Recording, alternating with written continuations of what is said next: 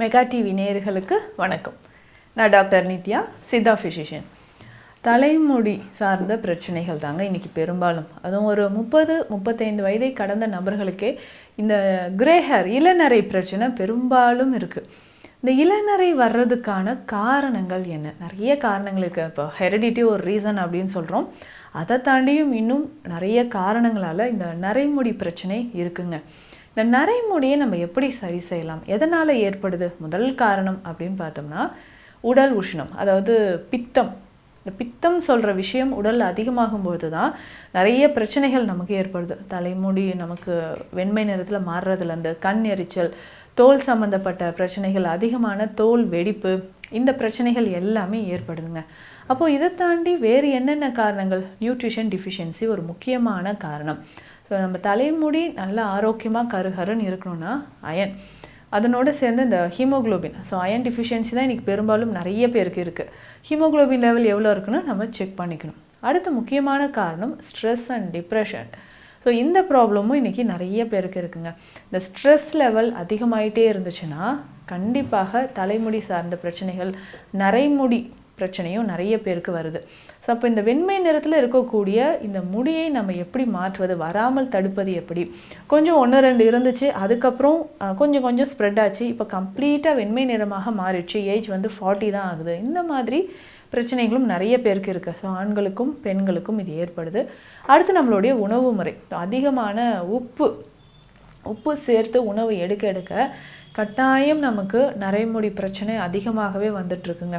உப்பு சார்ந்த உணவுகள் நம்ம நிறைய சாப்பிடும்பொழுது ரத்த நாளங்கள்லேயும் அடைப்பு ஏற்படுது, தலைமுடி வெண்மையாக மாறுறது, உடலில் கழிவுகள் அதிகமாக சேர்றது, பிளட் ப்ரெஷர் அதிகமாகுது. பெரும்பாலும் இந்த பிளட் ப்ரெஷர் அதிகமாக இருக்கக்கூடிய நபர்களுக்கு ரொம்ப விரைவில் நமக்கு தலைமுடி, இந்த நரைமுடி அப்படின்றது வர ஆரம்பிச்சிடும். ஏன்னா இது பித்தம் சம்மந்தப்பட்ட வரக்கூடிய பிரச்சனை தான். சித்த மருத்துவத்தில் இந்த பிபியை வந்து குருதி அழல் அப்படின்னு தான் சொல்லுவோம். அப்போ அழல் அப்படின்னாவே பித்தம். இப்போ பித்தம் அதிகரிக்கும்பொழுது, உடல் சூடு அதிகரிக்கும்பொழுது நமக்கு இந்த நரைமுடி பிரச்சனை பெரும்பாலும் வந்துடுது. அப்போ இந்த நரைமுடியை சரி செய்கிறதுக்கு ஏதாவது நம்ம ஃபஸ்ட்டு ஒரு சாய்ஸ், எல்லாரோட சாய்ஸ் என்னவாக இருக்குன்னா ஏதாவது ஆயில் அப்ளை பண்ணலாமா அப்படின்னு யோசிப்போம். ஸோ ஆயில் அப்ளை பண்ணலாம். அதை தாண்டி இன்டர்னலாக நம்ம எடுக்கக்கூடிய உணவு முறைகள் ரொம்ப ரொம்ப முக்கியம்.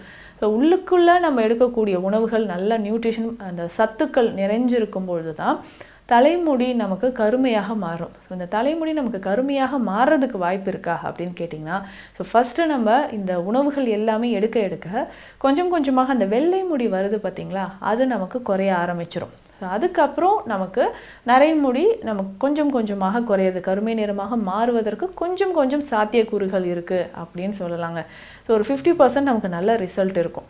அப்படி இன்டேக் நம்ம இதெல்லாம் எடுத்தால் ஹேருக்கு ரொம்ப நல்லது அப்படின்னு சொல்கிற உணவுகள் என்னென்னன்றதை பார்க்கலாம். ஸோ முதல்ல ரிச் அயன் கண்டென்ட் இருக்கக்கூடிய ஃபுட்ஸ், இது ரொம்ப முக்கியம். அடுத்ததாக கால்சியம், புரோட்டீன், ஜிங்க், மெக்னீஷியம், இது எல்லாமே நமக்கு ஹேருக்கு ரொம்ப முக்கியங்க.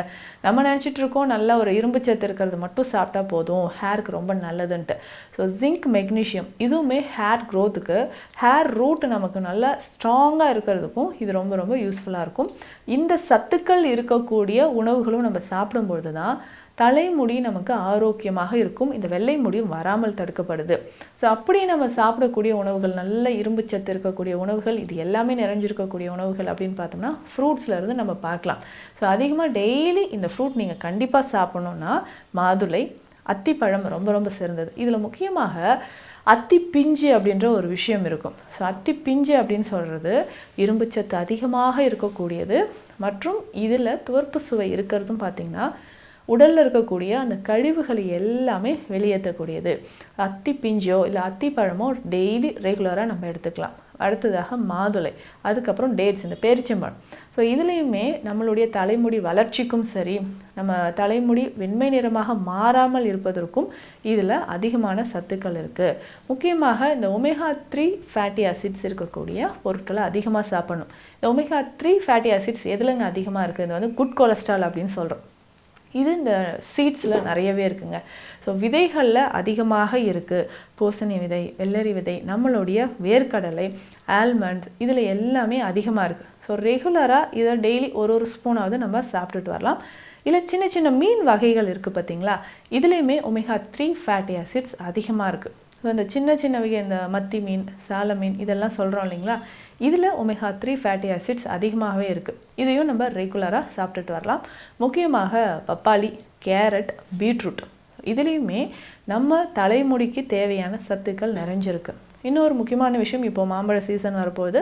ஸோ டெய்லி ஒரு மாம்பழம் எடுத்துகிட்டு வந்தாலும் இதில் விட்டமின் ஏ மற்றும் இ அதிகமாக இருக்குது. ஸோ தலைமுடி வளர்ச்சிக்கு விட்டமின் இ மற்றும் விட்டமின் ஏ ரொம்ப ரொம்ப முக்கியம். நம்ம என்ன பண்ணுறோம், ஒரு விட்டமின் இ கேப்சூல் கடையில் வாங்குகிறோம், அதை மிக்ஸ் பண்ணி தலையில் அப்ளை பண்ணிக்கிறோம். ஸோ நேச்சுரலாக இந்த உணவுகள்லேயே நமக்கு விட்டமின்ஸ் எல்லாமே நிறைஞ்சிருக்கு. அதை நம்ம யூஸ் பண்ணிக்கிட்டே வரலாம். அதுவும் முக்கியமாக பப்பாளியெல்லாம் ரொம்ப ரொம்ப முக்கியங்க.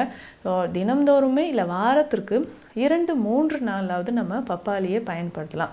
இந்த மாதிரி நீங்கள் பப்பாளியை பயன்படுத்திக்கிட்டே வரும்பொழுதும் தலைமுடி தொடர்பான நமக்கு பிரச்சனைகளும் குறைய ஆரம்பிக்குது. ஸோ ரெகுலராக இந்த உணவுகள் எல்லாமே நம்ம ஃபாலோ பண்ணிட்டு வரலாம்.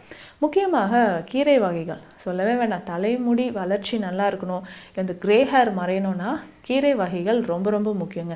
இதில் முக்கியமாக முருங்கைக்கீரை, அதுலேயும் இந்த கல்யாண முருங்கை அப்படின்னு ஒரு கீரை வகை இருக்கும். நல்ல மர வகையை சேர்ந்தது.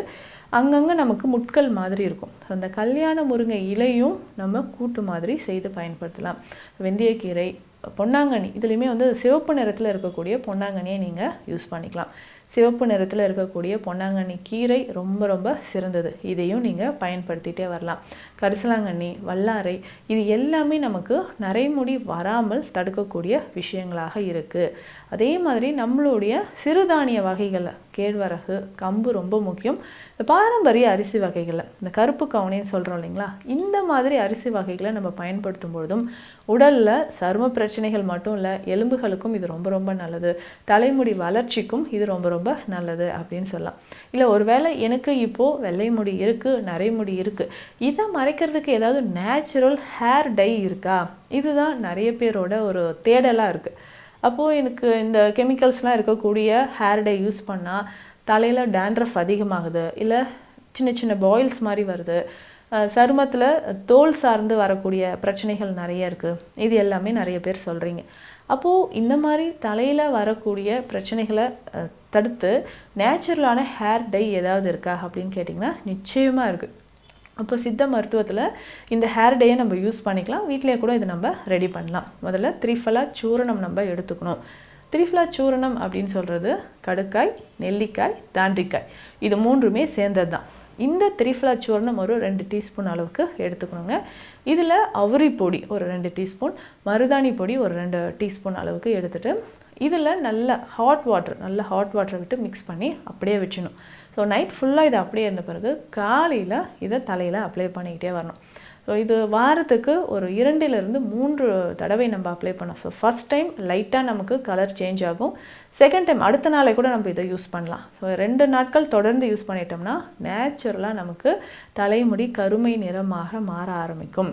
இது 2 வீக்ஸ்க்கு ஒன்ஸ் நம்ம யூஸ் பண்ணிக்கிட்டே வரலாங்க. ஸோ இதனால் நமக்கு சைடு எஃபெக்ட்ஸ் எதுவுமே வராது. அதுவும் சித்த மருத்துவத்தில் சிரட்டை தைலம் அப்படின்ற ஒரு தைலம் இருக்குது. அதாவது தேங்காயோட மேலே இருக்கக்கூடிய ஓடு இருக்குது இல்லைங்களா, இதிலிருந்து செய்யக்கூடியது தான் சிரட்டை தைலம்.